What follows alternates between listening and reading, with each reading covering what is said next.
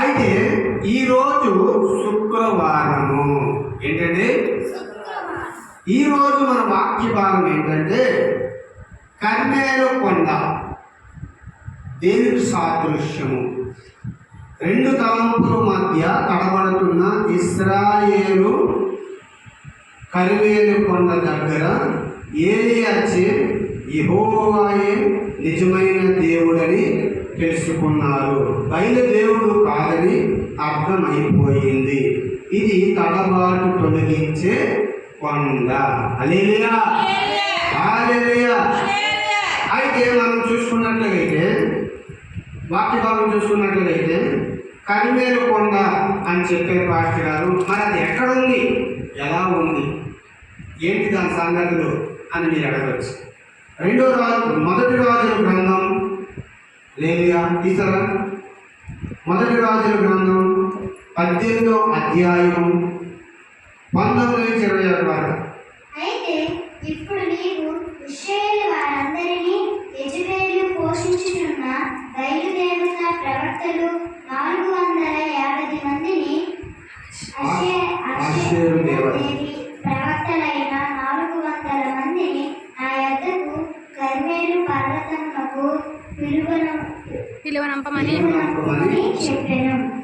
అహాబు ఇశ్రాయేలు వారందరి యొద్దకు దూతలను పంపి ప్రవక్తలను కర్మేలు పర్వతముకు సమకూర్చెను.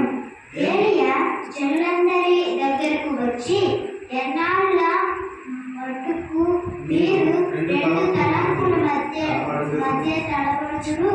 యెహోవా దేవుడైతే ఆయనను అనుసరించి, బయలుదేవుడైతే వారిని అనుసరించుడని ప్రవక్త చేయగా జనులు అతనికి ప్రత్యుత్తరముగా ఒక్క మాటైనా పలకకపోయిరి.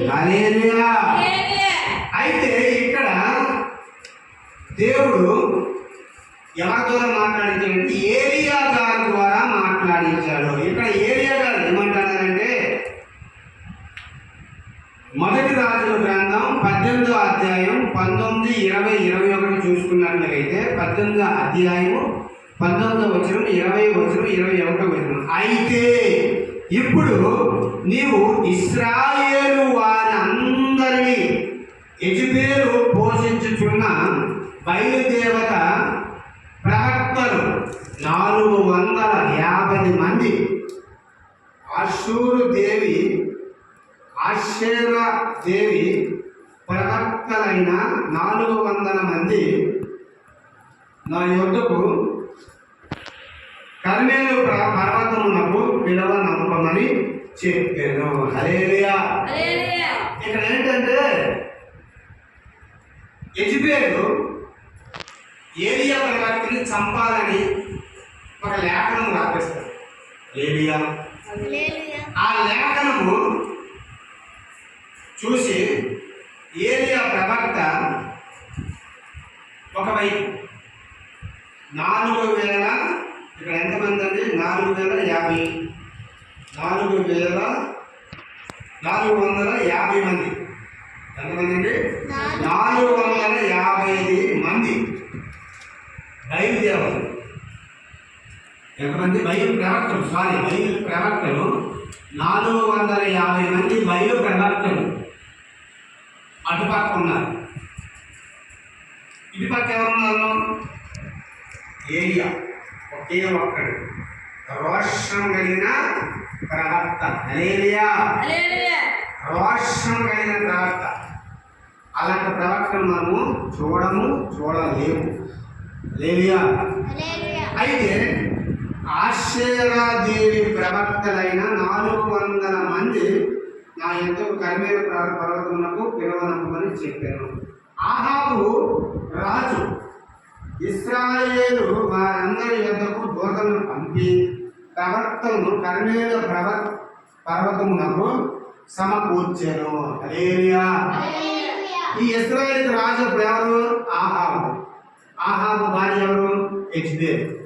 వీళ్ళిద్దరు ఎటువంటారంటే దుర్మార్గులు, దుష్టులు. హల్లెలూయా. బయలు ప్రవక్తల్ని పోషించి వాళ్ళకి తినడానికి తిండిని, కట్టుకోవడం బట్టని, ఉండడానికి ఇల్లుని ఇచ్చేవాడు. హల్లెలూయా. అయితే ఏలియా ప్రవక్త ఇక్కడ ఏం మాట్లాడుతున్నాడంటే, ఇక్కడ నిజ దేవుడు ఎవరో, నిజ రక్షకుడు ఎవరో, నిజ విమోచకుడు ఎవరో మనం తెలుసుకుందాం. హల్లెలూయా. యెజెబెలు ఆహాబుతోని ఏలియా గారు ఏమంటున్నారంటే, ఆహాబు ఇశ్రాయేలు వారందరి యొద్దకు దూతలను పంపి ప్రవక్తలను కర్మేలు పర్వతమునకు సమకూర్చెను. ఏలియా జనులందరి దగ్గరికి వచ్చి, ఏలియా గారు అంటే ఒక ప్రవక్త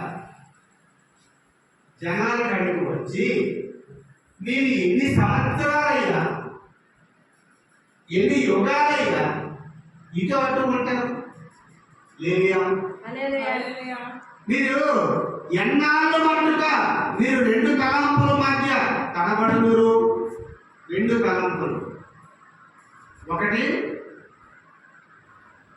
నిజదేవుడు, ఇంకోటి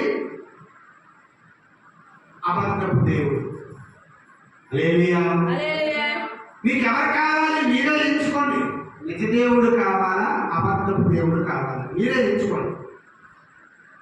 ఇశ్రాయేలు ప్రజలారా మీరే ఎంచుకోండి. రెండు తలంపుల మధ్య తడబడు చుందురు. యెహోవా దేవుడైతే ఆయన అనుసరించడు. ఎవరి దేవుడైతే? యెహోవా దేవుడైతే ఆయన అనుసరించండి, ఆయన పూజించండి. అయినా నిజ దేవుడు, అయినా నిజ రక్షకుడు, అయినా నిజ విమోచకుడు అని మీరు అనండి. లేదంటారా? బయలుదేవుడైతే వారిని అనుసరించండి. అర్థమైందా? యేసుక్రీస్తు ప్రభువు వారి దేవుడు అనేసి మీరు ఒప్పుకున్నారనుకో, యేసుక్రీస్తు ప్రభువు వారికి రండి. లేదు బయలుదేవతలు నిజ దేవుడు అని అనుకోవడానికి వారిని అనుసరించండి. హల్లెలూయా. బయలుదేవుడైతే వారిని అనుసరించండి అని ప్రకటన చేయగా జనులు అతనిని ప్రత్యుత్తరముగా ఒక్క మాట అయినా పలకపోలేదు. హల్లెలూయా. ఇశ్రాయేలు ప్రజలకి మీరు నిజ దేవుడు ఎవరో తెలుసుకోవాలనుకుంటున్నారా? నిజ రక్షకుడు ఎవరో తెలుసుకోవాలనుకుంటున్నారా? నిజ విమోచకుడు ఎవరో తెలుసుకోవాలనుకుంటున్నారా? నాకు ఆశ లేదు.